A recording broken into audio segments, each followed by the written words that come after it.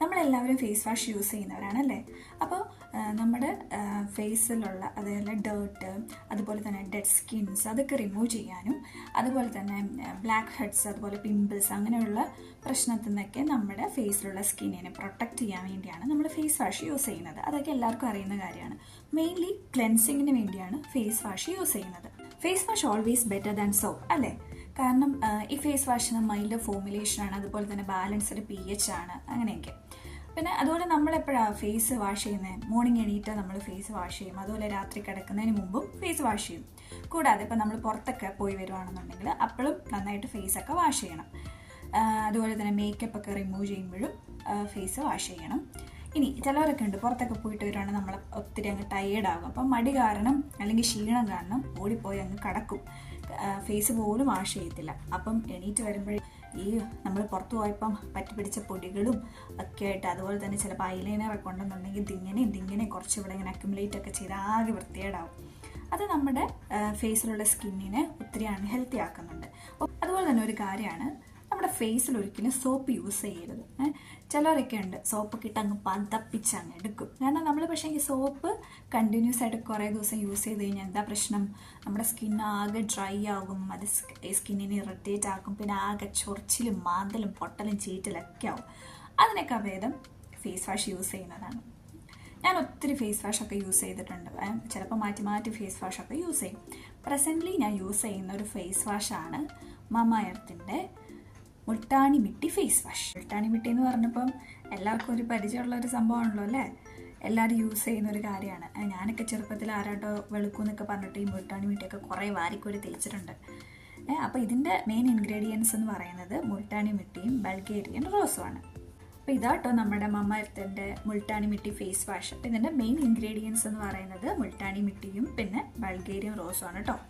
അപ്പോൾ ഈ മുൾട്ടാനി മിട്ടിയും ഈ ബൾഗേറിയൻ റോസ് എന്ന് പറയുമ്പോൾ നമ്മുടെ ഫേസിലുള്ള സ്കിന്നിനെ ഹൈഡ്രേറ്റ് ചെയ്യുന്നു. പിന്നെ ഇത് നോർമലി നമ്മുടെ സ്കിന്നിലുള്ള ഡേർട്ടൊക്കെ റിമൂവ് ചെയ്യുന്നു. അതുപോലെ തന്നെ മെയിനായിട്ട് ഇവർ പറയുന്നത് പിമ്പിൾസൊക്കെ കൺട്രോൾ ചെയ്യാൻ വേണ്ടി പറ്റുമെന്ന്. അത് ഒരു പരിധി വരെ ശരിയാട്ടോ.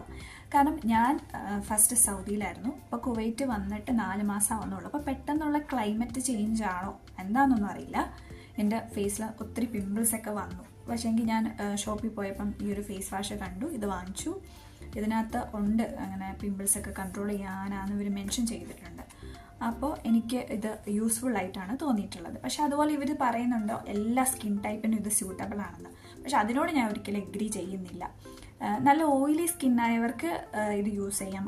അതായത് നല്ലോണം ഫേസ് ഡ്രൈ ആയിട്ടുള്ള ആൾക്കാർ ഈ ഒരു ഫേസ് വാഷ് യൂസ് ചെയ്യാണ്ടിരിക്കുന്നതായിരിക്കും ബെറ്റർ. അതുകൊണ്ടൊരു നോർമൽ ടു ഡ്രൈ അല്ലാന്നുണ്ടെങ്കിൽ ഓയിലി സ്കിന്നുകാർക്കാണ് ഈ ഒരു മമാ എർത്തിൻ്റെ മുൾട്ടാനി മിട്ടി ഫേസ് വാഷ് നല്ലത് കേട്ടോ.